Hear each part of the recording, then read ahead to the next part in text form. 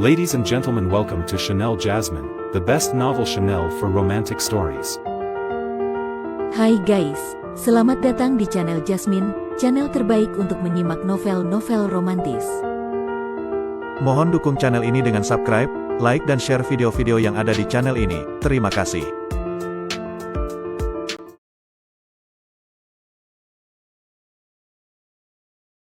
Kaisar Agung Seni Bela Diri bab 1131. Dalam sekejap, Luo Xiu sudah melarikan diri selama beberapa hari, dan kini penguasa suci Xingtian yang mengejarnya telah lenyap tanpa jejak. Jangkauan kesadaran Luo Xiu sudah meluas hingga lebih dari 300 mil, dan di dalam area yang dapat dia rasakan itu, tidak ada jejak makhluk hidup lain sama sekali.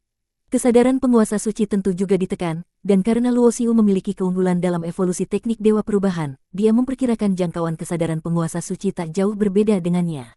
Jika Luo Xiu terdeteksi oleh kesadaran penguasa suci, itu berarti penguasa suci sudah berada dalam radius 300 mil darinya, dan Luo Xiu masih memiliki cukup waktu untuk bereaksi dan melarikan diri.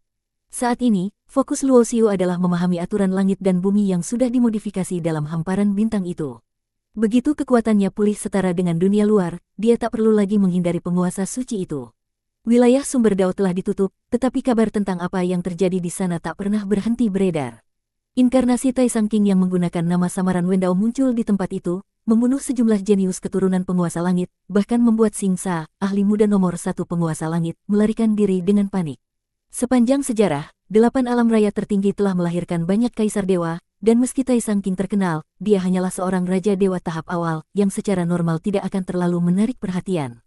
Namun, dengan tersebarnya sebuah berita, semua orang mulai mencari Luo Xiu. Berita itu terkait Menara Huang, katanya saat Menara Huang dibuka, inkarnasi Tai Sang King, Luo Xiu, mendapat pengakuan dari menara itu. Berita ini menggemparkan banyak kaisar dewa senior. Mendapat pengakuan Menara Huang berarti saat mencapai tingkat Raja Dewa, ia bisa benar-benar menguasai menara itu. Dengan kekuatan artefak Menara Huang, ia bahkan bisa menggantikan penguasa tertinggi sekarang di alam Huang, menjadi dewa terkuat generasi baru. Namun saat berita ini menyebar, Luo Xiu sudah menghilang, bersama dengan penguasa suci Xingtian yang mengejarnya. Banyak yang curiga penguasa suci sudah mengetahui rahasia itu lebih dulu dan bergerak lebih awal. Tak lama kemudian, Istana Xingtian pun memberikan tanggapan resmi. Mereka mengakui sang penguasa suci memang mengejar Luo Xiu, karena posisinya tak perlu menutupi apapun. Tapi yang membuat semua terkejut, jawaban mereka menyebut penguasa suci masuk ke dalam hamparan bintang luar angkasa. Mendengar hamparan bintang luar angkasa itu, banyak kaisar dewa berubah ekspresi. Meski mereka kuat, memasuki hamparan bintang luar itu sama artinya kehilangan semua kekuatan kultivasi, tak bisa merasakan atau menggunakan aturan dan getaran Dao apapun. Tempat itu mudah dimasuki tapi sangat sulit keluar. Pernah ada kaisar dewa masuk dan tak pernah kembali lagi. Bagi banyak orang, bukan hanya Luo Xiu, bahkan penguasa suci berlevel kaisar dewa tingkat 9 pun berisiko sangat besar jika nekat masuk ke sana. Meskipun peluang mendapat warisan Menara Huang sangat besar, jika sampai kehilangan nyawa, semua itu hanyalah angan kosong. Di alam Huang, lembah pembasmi iblis tersembunyi di antara kehampaan. Kecuali ada kekuatan luar biasa yang mencari, sangat sulit menemukan lokasi sebenarnya. Jadi selama Luo Xiu pergi, kondisi lembah relatif tenang. Namun ketenangan itu membuat hati banyak orang gelisah. Baik keturunan Planji maupun Gunung Wanren tahu, ketenangan ini hanya karena Luo Xiu yang terus berjibaku di luar. Semua hasil yang mereka nikmati adalah anugerah dari sang pemimpin lembah. Istana di puncak gunung pusat lembah pembasmi iblis kini dinamai Istana Xiuluo oleh Luo Xiu sendiri.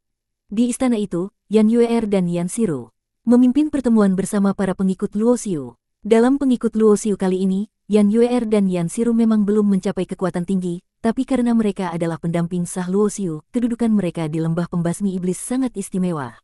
Selain beberapa orang yang setara kedudukan, yang lain semua menghormati mereka sebagai nyonya. Waktu berlalu, Luo Xiu kali ini pergi lebih lama dari sebelumnya. Para pengikutnya mengalami stagnasi dalam kultivasi dan sulit berkembang jika terus di lembah. Namun karena Luo Xiu belum kembali, mereka bingung dan berdiskusi dengan Yan Xiru dan Yan Yue'er. Suami pergi cukup lama, tapi aku yakin dia terhalang urusan penting. Kita jangan khawatir, ujar Yan Yue'er, yang memimpin urusan lembah. Meski dia sangat merindukan dan khawatir, dia tak menunjukkan itu. Selama bertahun-tahun, urusan lembah berjalan rapi di bawah pengaturannya. Dia sadar, kultivasinya tak bisa membantu Luo Xiu, yang bisa dia lakukan hanyalah mengatur belakang agar Luo Xiu bisa bertarung tanpa beban pikiran. Berkat pengalaman selama ini, Yan Xiruo juga semakin dewasa, dan bersama bantuan yang lain, tak pernah terjadi masalah besar.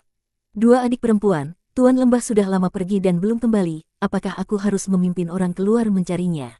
Tanya Lulo, yang duduk di samping mereka. Saat ini, di Lembah Pembasmi Iblis, Lulo memiliki tingkat kultivasi tertinggi, bakatnya luar biasa, dan berkat sumber daya dan kondisi latihan yang melimpah, kini ia sudah mencapai puncak Dewa Iblis tingkat 9. Tak disangka, kemajuan Shen Bingyu pun melampaui banyak orang, sekarang menjadi ahli kedua terkuat setelah Lulo, dengan tingkat Dewa Iblis tahap akhir 9, sedikit menguasai teknik kekacauan dan kemajuan yang mengesankan. Selain itu, Sang Dewi Cantik Gunung Wanren, kepala klan Dewa Perang Huang Chen, dan kepala klan Ji Han Yu juga telah mencapai tingkat Dewa Iblis 9 dengan kemajuan pesat. Sementara itu, kualitas orang lain sedikit tertinggal, seperti Yan Yuer, Yan Xiru, Ji Xiaozi, dan Qi Yurong yang semuanya berada pada tahap akhir dan puncak Dewa Iblis 8. Di luar istana Xiuluo, seorang pemuda dengan aura aneh duduk bersila di atas batu besar. Kardislar itu entah kemana, kalau dia masih di sini, aku pasti sudah membuatmu babak belur dan lari terbirit-birit. Ujarnya, pemuda ini adalah monster pelahap dewa, yang tumbuh pesat dalam beberapa tahun terakhir, kini juga mencapai tingkat Dewa Iblis 9. Meski baru tahap awal, kekuatannya sesungguhnya bahkan melebihi Lulo yang sudah di puncak Dewa Iblis. Darah keluarga Raja Monster Pelahap Dewa memang bukan kaleng-kaleng. Tak lama kemudian, beberapa sosok cantik keluar dari istana Xiuluo, sebagian besar adalah wanita kecuali Huang Chen yang pria. Melihat mereka, monster pelahap dewa langsung berlari mendekat. Para istri, sudah ada keputusan apa? Siapa yang mau ikut aku mencari tuan? Jelas monster pelahap dewa sudah tahu bahwa pertemuan itu membahas soal pencarian pemimpin lembah. Dalam misi mencari tuan lembah, pasti ada satu posisi yang harus diisi, yaitu monster pelahap dewa sendiri.